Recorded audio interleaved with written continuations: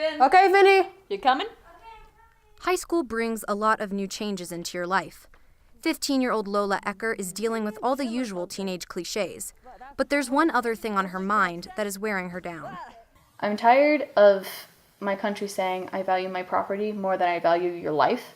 Following the slaughter of high school students and staff in Parkland, Florida last month, Lola, her friends, and youth activists across the country are seeing the lines blur between their personal and political lives as they are forced to be more than just teenagers. It wasn't like we were children and we were like below them because we were all fighting for the same issue and we were all on equal ground and we all had a voice.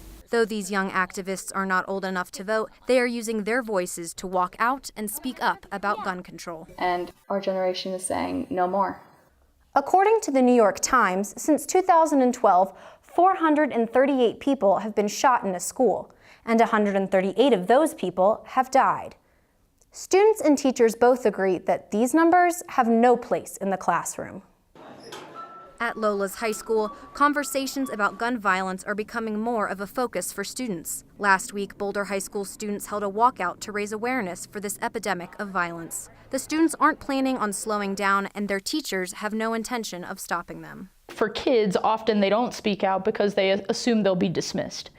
And now they're kind of seeing, wait a minute, we have a voice that people are actually listening to in a respectful way. For students, going to school is beginning to feel like a risk, and getting their message out feels like the only solution.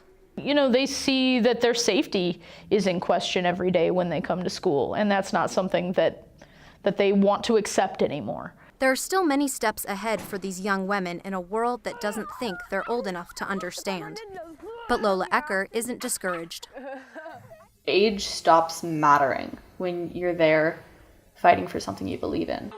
Lola and her friends are continuing their fight and continuing to find that some of the most important life lessons aren't taught in the classroom. For NewsTeam Boulder, I'm Margaret Spencer.